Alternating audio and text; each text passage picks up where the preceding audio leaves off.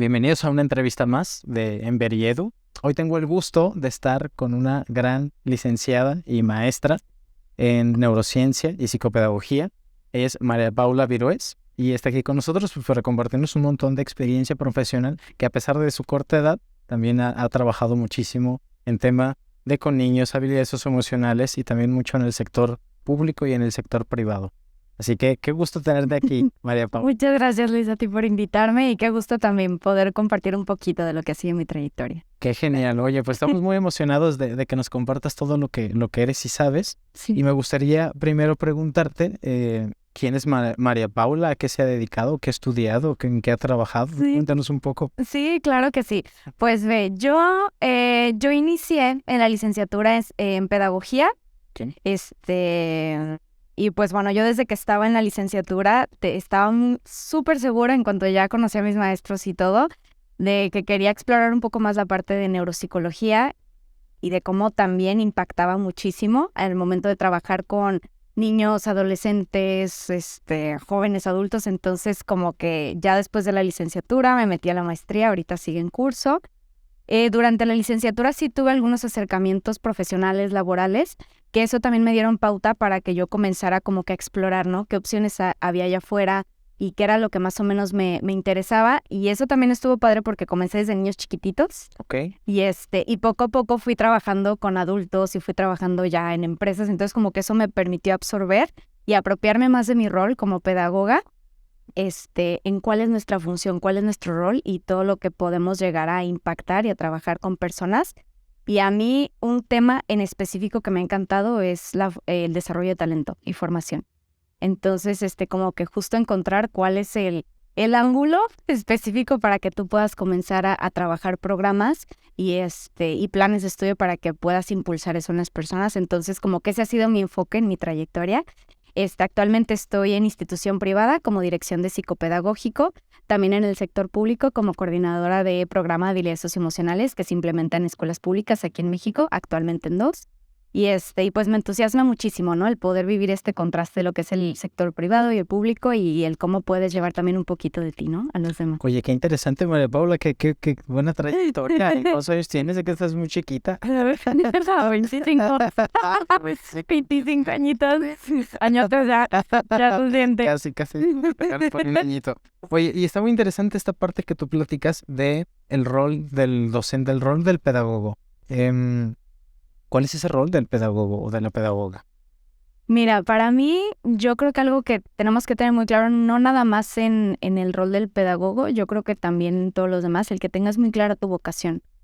Específicamente en el rol del pedagogo, tienes que tener muy claro que debes de ser una persona entregada, debes de ser una persona con muchísima empatía y es algo que vas desarrollando, o sea, es algo, no sé si llamarlo nato, sinceramente, yo creo que no, porque sí lo vas desarrollando, ¿no? Definitivamente porque forma parte de competencias, pero es algo que es una vocación muy particular y que es algo de lo que me he convencido a lo largo de mi trayectoria. Tienes que estar convencido de que te gusta servir a los demás y que quieres estar ahí y que no te vas a dar por vencido, ¿no? De estar trabajando con los demás y que vas a encontrar la forma de también desarrollar talento, ¿no? Para alguien más. Y eso también a la par te implica a ti muchísimo crecimiento personal. O sea, te demanda a ti, ¿no? Como pedagogo, el que tú puedas servir de ejemplo te demanda a ti como persona que tengas esta obligación de crecer y de exigirte y de que digas, a ver, o sea, si yo te voy a pedir esto es porque yo lo puedo hacer. Si tú puedes lograr esto es porque yo lo puedo lograr, ¿no? Entonces, como que también servir de modelo, yo creo que sí es algo que definitivamente no tanto se elige, sino también es algo que es una vocación que uno tiene que aprender a reconocer como pedagogo. Y ese rol es el que precisamente ya, o sea, sobresale, ¿no? En cualquier lugar cuando dicen, claro, es pedagogo, no, es pedagoga. Entonces, como que eso a mí se me ha hecho padrísimo porque se ve, o sea, es algo totalmente palpable que la gente observa y que lo siente y que de verdad dice, o sea, aquí para este perfil, para este trabajo, para esta actividad, yo busco un pedagogo, ¿no? Y entonces el poder alzar como que este título en nuestra profesión, que siempre ha estado, ¿no? Pero como que realmente ponerle este valor tú como profesional es algo padrísimo y que la gente también se va dando cuenta de que no solamente están todas las ramas de humanidades, sino que específicamente el rol del pedagogo tiene una función muy particular en temas de formación en desarrollo de humano tal cual, pero también tienes muchísima estructura. Y la fusión de ambos es lo que te permite que puedas trabajar un programa, pero sí impecablemente, ¿no? O sea, que digas, wow, ¿no? O sea, sí, aquí se nota que hay un pedagogo, ¿no? Eso es algo que yo he visto que sí impacta. O sea, que aquí se nota que hay un... Que hay un pedagogo, sí. Y digo, sí, claro, va a haber así como que ciertos deslices en la curva de aprendizaje, pero sí, o sea, es único, la verdad, el rol del pedagogo. Me encantó eso que dijiste y me recordó una frase que dice un teólogo mucho, dice, yo crezco cuando ayudo a crecer, o sea, y crezco cuando ayudo a crecer. Entonces, qué interesante el rol ese del pedagogo, ¿no? Que ayuda a crecer y en automático él va creciendo porque hacer crecer al otro exige a sí mismo que vaya creciendo, ¿no? Exacto. Y todo lo es también del desarrollo de talento, o sea, desarrollo de talento en las personas, en los niños. Y yo sé que un pedagogo trabaja pues desde pequeños, bebés, hasta adultos, ¿no? Hasta personas ya mayores. Es la andragogía.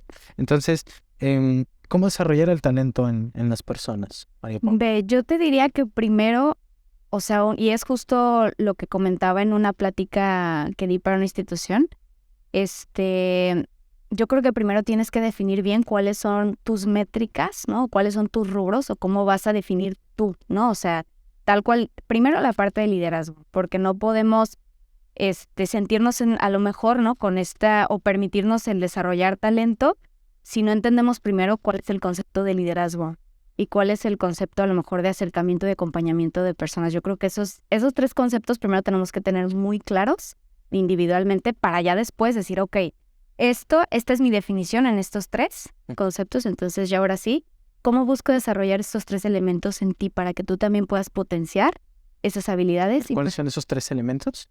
Para mí es liderazgo, acompañamiento y acercamiento. Eso es para desarrollar el talento. Ajá, primero que tengas muy claro como esos 3 rubros, cuál sería como tu definición.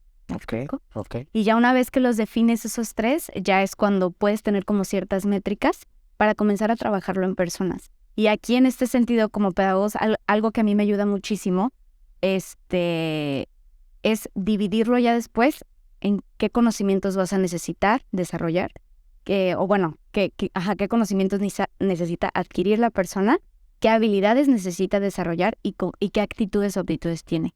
Entonces, ya que los tienes como muy definidos esos 3, ya es cuando podemos comenzar a medir un poco más el desarrollo de talento, porque creo que se ha romantizado un poquito este tema de desarrollo de talento, como de sí, hoy hiciste un muy buen empeño, es que sí, claro, tiene su mérito, pero es algo que debes de apostarle a largo plazo, el desarrollo de talento. O sea, no es algo que hay en una sesión ya, vámonos, todos a su casa, ya tuvieron el taller, ¿no? Entonces, como que creo que sí es algo que a lo que debes de apostarle por a ver cuál va a ser ese largo plazo. ¿Me explico? O sea, ¿qué es lo que yo, desde mi trinchera como profesional, te recomiendo a ti para que puedas seguirlo trabajando, ¿no? Respetando tu individualidad y también la mía, o sea, reconociendo límites, porque luego eso es algo, ¿no? Como pedagogos que piensan que somos psicólogos y no, yo no doy terapia, te acompaño en este proceso, a lo mejor en una forma de coaching y todo, pero sí te quiero ver crecer. Eso es algo que me encanta desde mi trinchera como profesional, de sí te quiero ver crecer, apuéstale estos 3, entonces yo te ayudo para que juntos formemos estos conocimientos, estas habilidades y estas actitudes, que las desarrollemos, ¿me explico? Entonces, eso es algo que sí, definitivamente nos ayuda a explorar. ¿Cómo comenzar? O sea, con ese desarrollo de talento. O sea, hablas de estos 3, pero ¿con cuál se empieza? Ok, entonces como de forma anterior, como prerequisito, o sea, ya hablando... ¿Cuál es? Ya hablando, por ejemplo, yo me he enfocado mucho en el trabajo grupal, o sea, como que ese ha sido mi fuerte. Desde un principio lo que más experiencia tengo, pero claro, también en individual, ¿no? Eso, tú puedes desarrollar talento en un grupo. Claro. O sea, esto, por ejemplo, para algunos empresarios que nos lleguen a escuchar o para algunas personas que tengan gente a su cargo, ¿no? Esto les ayuda mucho. Ok. En el trabajo o sea, con personas, con un grupo de personas, pues retomo, ¿no? Mis momentos didácticos, ¿no? Desde un principio, ¿cuáles son las necesidades específicas? Diagnosticar, a ver, si tú consideras que hace falta desarrollar talento en tu equipo, ¿cómo vas a diagnosticar eso? Y de verdad son ejercicios muy sencillos que se pueden hacer para sondear, ¿no? A ver, ¿de qué lado podemos irnos o de dónde está a lo mejor como que ¿Dónde surge esta necesidad de desarrollar talento? ¿Me explico? O sea, ¿por qué me surge a mí la inquietud como líder de este grupo? Entonces, aplico un diagnóstico de necesidades que puede ser desde una encuesta, alguna entrevista chiquita, ¿no? Eso ya lo define quien aplica, pero un diagnóstico, después ya me voy ahí, ok, esto es lo que está haciendo falta para yo poder comenzar a desarrollar talento, pero desde, ¿cómo te diré? Como desde una comparativa, ¿no? Decir, ok, si yo tengo este diagnóstico de necesidades, a lo mejor yo lo quiero implementar, es porque yo tengo un punto de comparación a lo que yo sé que son capaces de lograr. ¿Me explico? Ok. Entonces ya desde ahí yo hago la planeación de, ok, estos fueron mis resultados en el diagnóstico, comienzo a planear con base en mi punto de comparación. Ajá, exacto. Eso era el desarrollo próximo de Vygotsky, ¿no? Exactamente. Entonces yo de ahí comienzo a planear y digo, ok, tampoco me voy a ir al perfil de egreso ideal de un día a otro, de un taller a otro, ¿no? Entonces, ¿cómo puedo ir como cascareando, ¿no? este progreso poco a poco y más o menos qué plazo le puedo poner dependiendo también de lo estipulado, ¿no? Porque tampoco puedo echarme un plan de intervención de un año, ¿no? O algo así. Entonces, desde ahí comienzo con la parte de planeación, cuáles van a ser mis objetivos de aprendizaje, cuál es entonces el perfil de egreso, ya tengo entonces el de ingreso, que son estas necesidades, ¿no? Viene este perfil, entonces yo quiero llegar a en este taller. Desde algo mínimo, pero sí se puede, ¿no? Entonces, identificar cuál va a ser el perfil de egreso y los objetivos de aprendizaje, perfil de egreso, y comienzo a desarrollar la temática con base en este diagnóstico de necesidades. Por ejemplo, en el caso de los docentes en donde se implementó el programa de habilidades socioemocionales, desde un principio fue ver con los directores, decir, a ver, ¿qué consideran ustedes que hace falta, ¿no? En su equipo de trabajo. Y entonces ya nos fueron diciendo, este ejercicio se llama cuadro CHA y también nos ayudó en la parte de... ¿Cuadro qué? Cuadro CHA, que es un cuadro de conocimientos, habilidades y actitudes. Wow. ¿Me explico? Entonces, este cuadro CHA ya si a mí me dicen, por ejemplo, no, pues comunicación asertiva. Ah, ok. ¿Cuál es tu definición? Tú como jefe, ¿cuál es tu definición de comunicación asertiva? Entonces yo me voy, pues necesitamos estos conocimientos, necesitamos estas habilidades y necesitamos estas actitudes. ¿Me explico? Entonces, ya desde ahí, con este cuadro CHA, yo ya tengo mi diagnóstico de necesidades, pero te digo, en el ejemplo con docentes, ¿no? Entonces, ¿ese cuadro es tuyo? ¿Tú lo hiciste o está...? No, ese lo aprendí en la licenciatura. Te paso el formato. Qué bueno. Sí, ahí no te lo traigo fresco. No, la verdad lo tiro. Qué interesante. Entonces, no, te lo voy a pasar. Información de competencias laborales. ¿En serio? Sí. No, es una chulada. Te lo voy a compartir. Buenísimo, claro que no, está súper bien. Buenísimo. Y te digo, esa fue uno de los recursos que utilizamos en la etapa de diagnóstico con docentes. Entonces, decir, ok, nos está faltando esto porque sí nos dábamos cuenta que primero ellos tenían que modelar habilidades socioemocionales antes de llevarlas a grupo. Porque es ilógico, ¿no? Yo como docente exigirte, ay, sé empático y me dices que me duele la panza y... Sí, no, porque digo... Entonces, primero, como que decir, a ver, ¿qué es lo que necesitan ellos como docentes? Y ya después conocer un poco más de la comunidad. Entonces, como que en el sector público fue un poquito este acercamiento en conocer la comunidad, que fue nuestro diagnóstico y ahí planeamos. Decir, ok, yo quiero que logren estos objetivos, yo quiero que trabajemos estos tópicos, yo quiero que trabajemos a lo mejor estas estrategias, estas actividades, tantos talleres al mes. Entonces se estructura todo un programa durante el ciclo escolar para que ellos lo puedan ir trabajando y entonces pasamos a la siguiente etapa que es la de ejecución. Ya yo entonces hago todo mi cronograma y ya digo, ok, comenzamos la implementación. Y entonces ya ahí tiene que haber justo como toda una... Como que ahí yo siento que el reto en la parte de ejecución es la comunicación.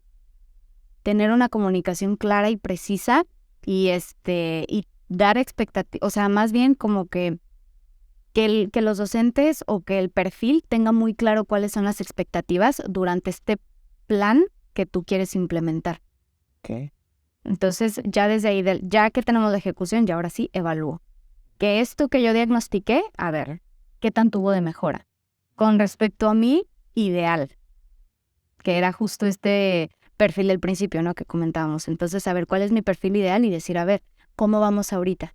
Y eso yo, pues, mensualmente o a lo mejor bimestralmente. Entonces, como que eso nos ayuda a triangular información. Entonces, como que justo regresando a tu pregunta de desarrollo de talento, tener primero esto muy claro tus momentos didácticos y ya de ahí ya comienzas entonces a definir el tema de, por ejemplo, para mí, yo te digo, o sea, al momento de trabajar con equipos, mis 3 conceptos más importantes son justo el acompañamiento, el asesoramiento y que haya, o sea, justo un liderazgo como muchísimo más asertivo con el grupo de personas que tú trabajas. Ok, buenísimo. Entonces, como que tener primero muy claro estos momentos didácticos y ya entonces comenzamos con la parte, ok, yo pongo en práctica, entonces yo como una persona que implementa un programa, yo como una persona que acompaña y que asesora, que orienta, entonces, a ver, ¿cómo le puedo hacer yo para que mis métricas vayan funcionando a mi equipo de trabajo? Para que todo este cronograma que está en la ejecución se cumpla.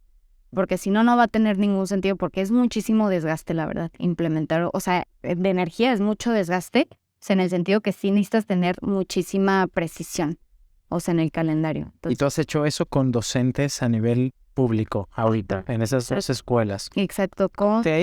¿Cuál ha sido como una de las principales dificultades que has tenido con estos docentes, en formación de docentes?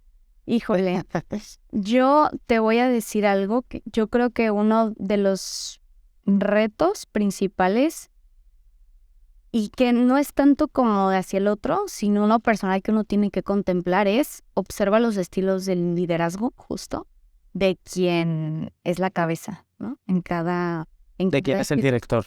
Porque de esa persona va a depender todo. Porque como es el director de su gente, ¿no? Exactamente. Y de verdad tiene un impacto en cómo se transmite la información, en la prioridad que le dan, como justo como, ¿no? En toda la implementación tiene un impacto tremendo. Entonces, por ejemplo, o sea, en esta experiencia que te comparto del sector público, uno de los directores tenía, tiene, ahí está todavía. Qué bueno. Tiene de verdad sí, porque sí se ha convertido la verdad como una persona muy, muy cercana, o sea, para mí es una increíble persona. Ajá.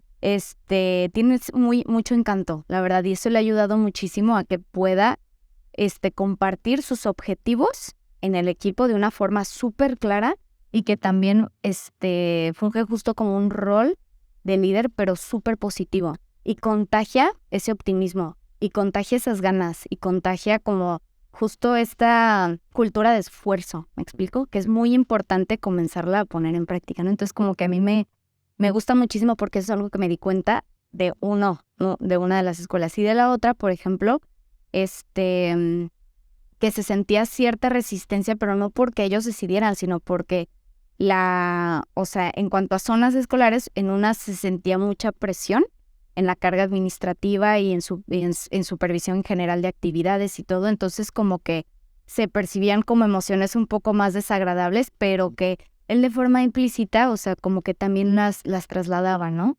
Al equipo de trabajo y que digo, no tiene nada de malo, pero sí es algo que vale la pena observar porque también va a ser tu mano derecha en la implementación de un programa y a través de esa persona es como va a fluir todo tu programa. Entonces, ahí es donde radica mucho el éxito, ¿no? De un programa, que tú sepas identificar quién va a ser la cabeza con la que tú puedas, o sea, juntarte muy bien para que puedan lograr este trabajo en equipo y esta colaboración que va a ser indispensable para poder lograr la implementación de un programa que desarrolle talento. Ok. Oye, y entonces en esta implementación de programa, tú te enfocaste en habilidades emocionales. Ajá, habilidades socioemocionales, correcto. ¿Qué son las habilidades socioemocionales? Y digo, lo quiero preguntar porque sé que muchos docentes todavía no conocemos mucho o tenemos como una idea de lo que son habilidades socioemocionales, pero todavía no termina como de llegar totalmente a la comprensión total de esto, ¿no? ¿Qué es eso, habilidades socioemocionales? Bien, hay muchísimas definiciones, te voy a decir la mía.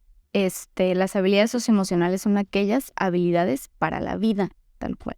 Ok, o para sea, la vida. Son habilidades para la vida. O sea, para poder socializar, estar en un mundo exactamente. Y te voy a decir algo. Yo creo que, o sea, sí suena muy simple, pero al final, o sea, pues también lo es. Y yo creo que cuando hablamos de inteligencia emocional, como que hay, fíjole, muchísima información. Ahorita es un tema que, bueno, es el pan de cada día, ¿no? O sea, que inteligencia emocional y te comparto una frase de inteligencia emocional y esto y lo otro. Entonces, como que se me hace muy padre porque al final también es hacer conciencia de la importancia que tiene el vivir en, justo, ¿no? En habilidades interpersonales, intrapersonales y como el impacto que tienen ya al final en tu vida, pero sí creo que es muy importante también identificar, o sea, para qué, cuál va a ser su finalidad, y es justo eso, para habilidades para la vida, porque las necesitas conocerte, necesitas quererte, necesitas todos esos pilares para que tú puedas servir primero, te puedas servir a ti antes de servir a los demás. Y cuando uno comienza a servir para los demás, o sea, siguiendo esta primera línea, todo comienza a tener sentido. ¿Me explico? Eso es algo que también, o sea, me recuerda a mí mi labor como pedagoga. Cuando sirves a los demás, todo tiene sentido. Entonces, como que el poder también, o sea, que una persona se apropie de la necesidad de estas habilidades para que pueda llevarlas a alguien más hacia su entorno, ya sea familiar, personal, social, todos sus entornos. Entonces, como que se me hace muy bonito que le dé esta importancia. Pero primero tenemos que identificar cuál es, o sea, culturalmente o más bien generacionalmente, cómo vienen, ¿no? Los niños, cómo vienen los jóvenes. Y ya me siento como que, así como que digo, ya no, o sea, ya no soy de las chiquitas, pues, ¿no?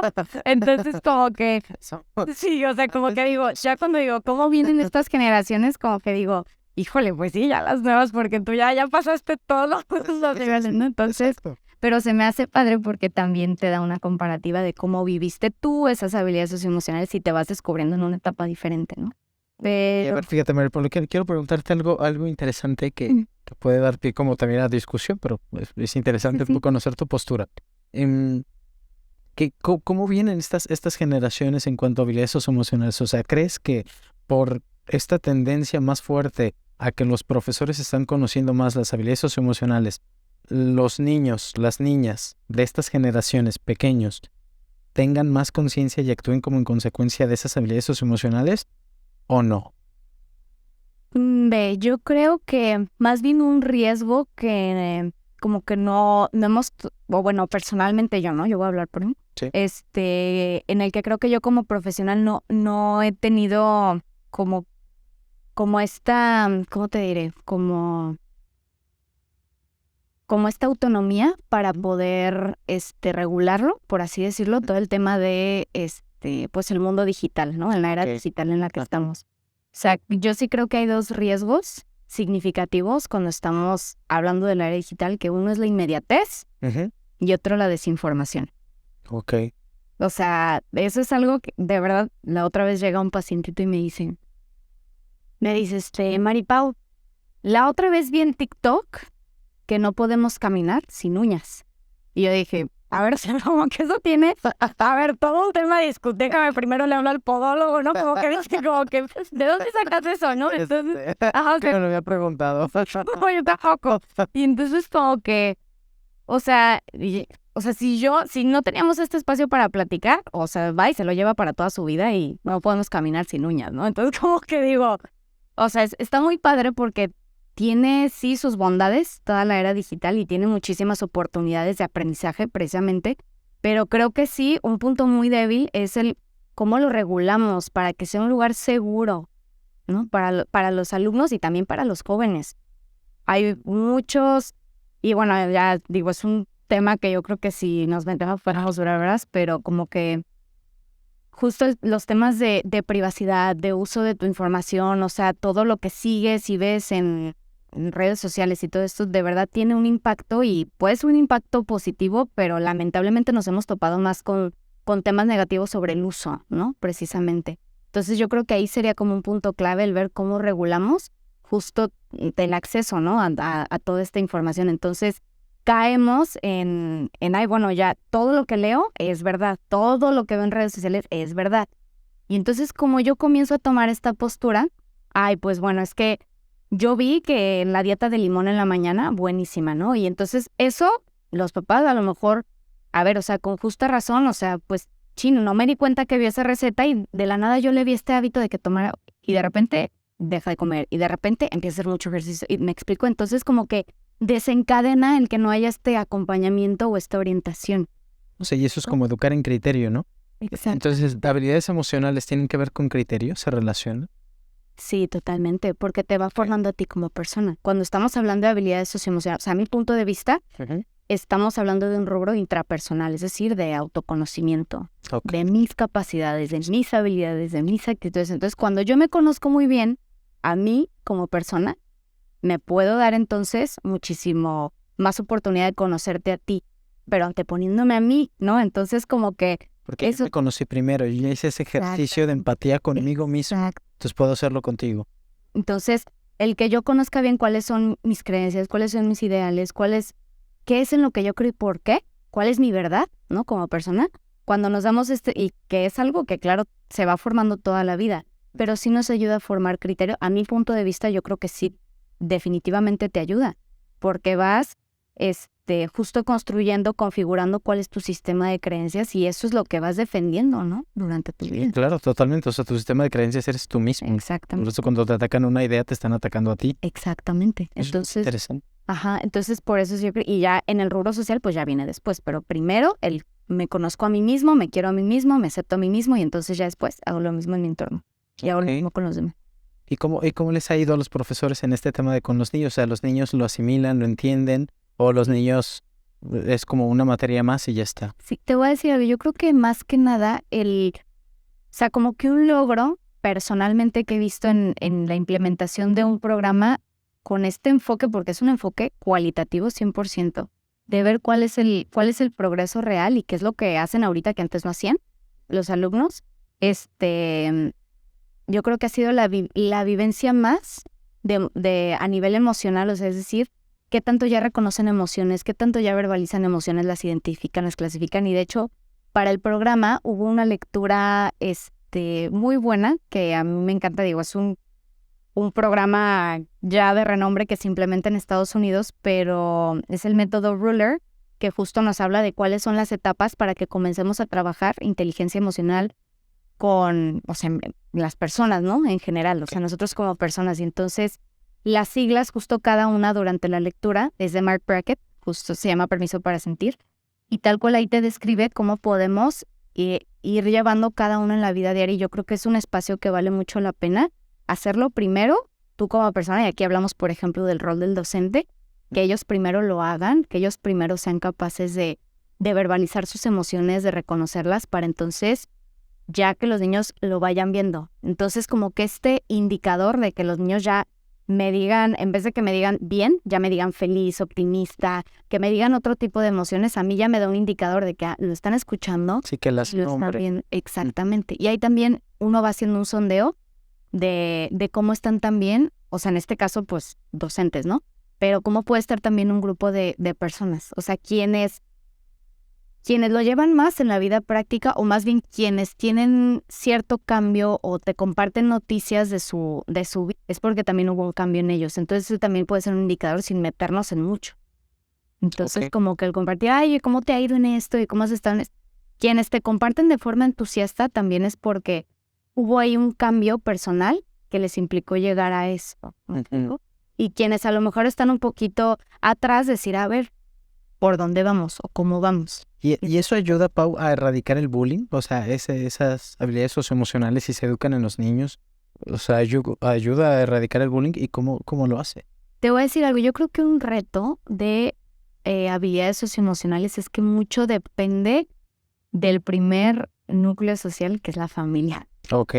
¿No? Entonces, la estructura familiar tiene un rol o un peso muy importante, muy importante dentro del desarrollo de habilidades socioemocionales. Entonces, yo no me sentiría en la libertad de decir, no, pues sí, o sea, tú trabajas habilidades socioemocionales y ya vas a tener adultos exitosos. Porque además somos seres sociales, ¿no? Entonces no podemos hacerlo solos. O sea, necesitamos, como dices, nuestro primer núcleo de personas, de contacto con personas, que es la familia, ¿no? Exacto. Entonces, como depende mucho de la familia, o sea, no podemos tampoco asumir que nada más con el trabajo en aula se va a lograr, lamentablemente. Eso es una de las limitaciones, ¿no? De un programa así de cualitativo. Pero es algo muy bonito porque también hace que ese programa incluya a la familia. Exacto. Y por eso también en el programa incluimos a las familias. Wow. Entonces se trabajó, esas fueron las 3 líneas estratégicas. Primero con los docentes, que ellos eran justo los agentes de cambio, dentro de las aulas, que era donde más iba a haber como la implementación de actividades, después con los alumnos y en una tercera línea ya con los padres de familia a través de talleres mensuales. Entonces, justo como el poder trabajar con estas 3 líneas estratégicas ayudó muchísimo para que se pudiera vivir, ¿no?, en comunidad y para que sea mucho más sencillo para los 3, como que estar en el mismo canal, ¿no?, por así decirlo, estar en el mismo barco, decir, a ver, todos aquí estamos trabajando esto. Y la verdad es que sí, o sea, entre más involucres a la comunidad en todos los miembros, va a haber un mejores resultados. Claro, sí. Y eso es también un tema de desarrollo de talento en general, que entre más puedas como que empaparte de cómo es una comunidad, y eso también forma parte de tu diagnóstico, entre más te puedas empapar de cómo es las características de un equipo de trabajo, cómo es el perfil de los miembros del grupo, entre más te puedas como empapar de estos temas, o sea, que ellos se den a conocer, o sea, contigo, entre más puedas conocer, va a ser mucho mejor. Porque si no, luego se sienta como, yo vengo aquí a enseñarte, ¿no? O sea, Claro. Entonces, es mucho mejor que podamos justo desarrollar como esta sensibilidad hacia con quiénes voy a trabajar y conocer un poquito más de ellos en todas sus esferas, ¿no? Entonces, eso también es muy padre. Y o sea, volviendo al tema ya del sector público de este programa, sí fue algo que ayudó mucho el poder empaparte más de la comunidad, porque al final sí eran comunidades que estaban muy cerca una de otra, pero las características eran abismales, o sea, de diferencia, ¿no? Entonces, como que eso se me hacía también interesante ver de cuál es el contraste entre cada una con los mismos objetivos, ¿no?, de aprendizaje. Entonces ahí se van haciendo ciertas adaptaciones y también ciertas implementaciones durante el cronograma, que ahí te implica también ser flexible, ¿no?, para que se puedan lograr. Ok, buenísimo. María Paula, te quisiera preguntar también, no sé si tengas tú alguna frase muy personal, muy tuya, que esa frase te haya acompañado mucho, te está acompañando mucho, que haya generado como también mucho impacto en tu vida. No sé si hay alguna frase que tengas muy tuya o muy de alguien que la adoptaste para ti. Ok, sí tengo. Nuestra vocación debe ser fruto de la dedicación y accidente de la verdad. Wow, a ver, repítela otra vez, está buenísimo. Nuestra vocación debe ser fruto de la dedicación y accidente de la verdad. Eso para mí ha sido algo que me da como mucho impulso, ¿no?, en mi carrera, porque sí, o sea, definitivamente puedes saber cuál es tu vocación, la puedes tener muy clara, pero si no le dedicas, si no le pones ese esfuerzo, se va a quedar ahí. Entonces, por eso debe de ser este fruto de la dedicación. ¿Me explico? Y así es como tú solito te vas descubriendo como parte de este accidente, ¿no?, de la verdad, de cómo puedes ir progresando en una misma vocación. Entonces, sí. Oye, y eso, pues para todas las vocaciones, ¿no? O sea, para todas las vocaciones que va siendo fruto de este esfuerzo y de esta dedicación, ¿no?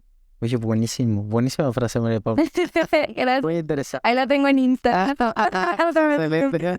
Vamos a ponerla en Twitter ahorita. Sí, ahorita la tuiteas.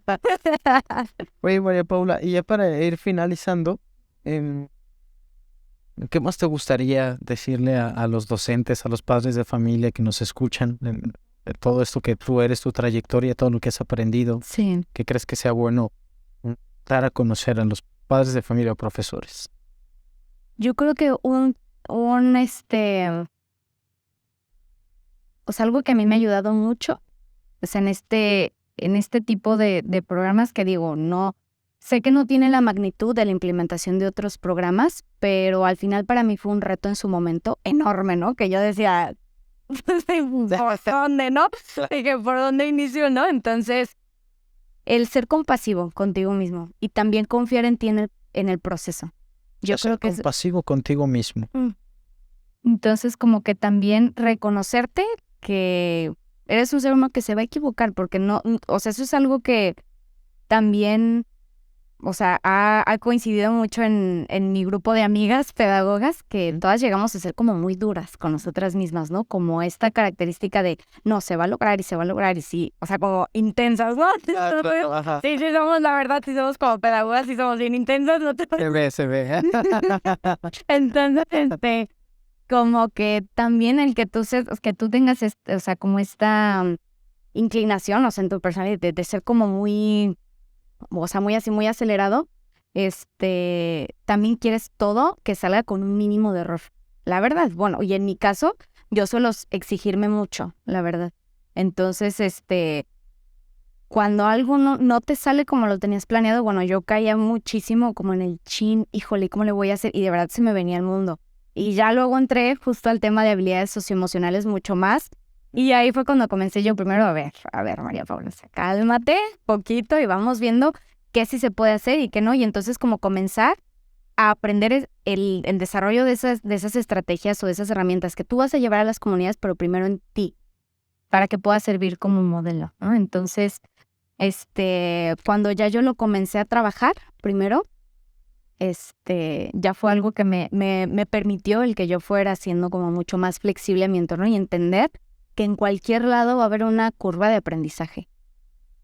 Y tienes que ser súper flexible a eso y tienes que tener mucha compasión contigo mismo. Y de verdad entenderte y decir, pues chin, sí, la regué. Y sentir esa seguridad cuando las cosas esperas que salgan bien, cuando no salen bien o cuando salieron súper bien, tener esa seguridad para las tres. Y decir, pues sí, chin, ¿sabes qué? Esto y esto y esto pasó, pero propongo esto. O decir, sí, lo logramos porque pasó esto y esto y esto. Entonces, como que el ser compasivo, primero contigo mismo, tener esa seguridad en cualquiera de los escenarios, lo que te va a ayudar mucho en cualquier tipo de trabajo. Me hiciste que me acordara de algo, a ver si el ejemplo ayuda. Hace un año que estaba en la dirección de primaria, pues, pues me tocó estar muy joven, ¿no? Y entonces me tocaba estar en despacho con profesores más grandes. Entonces yo notaba también a veces, siempre que hay un cambio, pues se nota también como ese miedo de los profesores, justo porque yo me fijé, o sea, también como a nivel general, nivel México, Latinoamérica, que hay mucho miedo a equivocarse, ¿no? Y que si alguien se equivoca, entonces era como el miedo de, no, pues, o sea, voy a perder mi trabajo. Sí. O sea, como que es un miedo general, y no solo con los Que profesores. se ve así como un meme de todos, de que, órale, ahí te vas, ¿no? Sí, exactamente, de que te habla alguien, el jefe y todo, y de que, no, ya, ves por tu finiquito y no sé qué. O sea, pero como que está mucho en el colectivo mexicano de, oye, si me equivoco, entonces me voy, ¿no? Y así como sin más. Y qué triste eso, ¿no? O sea, creo que también, o sea, directores o profesores que son los directores de su clase deben de dar ese espacio al error, ¿no? El equivocarse, o sea, es que equivocarse no es malo, ¿no? Exactamente. Y ayuda a crecer, ¿no? O sea, porque si me equivoco aprendo. Si lo hago bien, pues igual y me salió de chiripa y ya no aprendí, ¿no? Ajá. A ver si la otra me vuelve a salir de chiripa. ¿Qué puede pasar también, ¿no? Entonces creo que el permitir esa flexibilidad con nosotros mismos de equivocarnos y remediarlo y levantarnos y permitir que los otros se equivoquen, o sea, pero cuando yo lo vivo en mí, creo que es más fácil hacer que los otros lo vivan, ¿no? Exactamente, tal cual. Que sí, o sea, servir de modelo. Claro, totalmente. Oye, María Paula, pues muchísimas gracias por esta entrevista. De verdad que qué gusto tenerte aquí, qué gusto tu profesión. Voy a decir una heterodoxia, que es algo fuera del protocolo, pero yo me imagino, bueno, yo te veo y sé que ya estás muy preparada, tienes una edad muy corta, todo lo que te dedicas, toda una trayectoria. Te conocí pues también en la carrera y entonces ahora que nos veo aquí como en este momento, digo, híjole, yo creo que unos 10 años que lleguemos a impactar, si Dios quiere y lo permite, bastante en la educación, pues vamos a ver esta entrevista y vamos a decir, mira cómo empezábamos, cómo estábamos así como pollitos impactando un poquito y ahora que, no sé, tener más cargos, naturalmente, seguir haciendo mucho bien, ¿no? Y yo espero en algún momento, yo sé que en algún momento voy a toparme otra vez contigo en proyectos muy interesantes para el bien de la educación en México y sé que no solamente va a ser en México, sino a nivel Latinoamérica o niveles más grandes, ¿no? Entonces, qué gusto conocerte, qué gusto que estés aquí, qué gusto que nos compartas todo lo que eres, todo lo que sabes, que profeses tu profesión, pues profesión, o sea, profeso lo que soy, es algo muy hermoso y tú pues no te quedas con nada, ¿no? Sino que lo das. Sé que estás muy movida, haces un montón de cosas, ayudas a mucha gente, incides con muchas personas y wow, pues eso, por lo menos por todas las personas, te lo agradezco, ¿no? O sea, Ay, con agradezco mucho todo eso. gusto. Qué bueno. Muchísimas gracias. Muchas gracias. Bueno, pues entonces nos vemos después.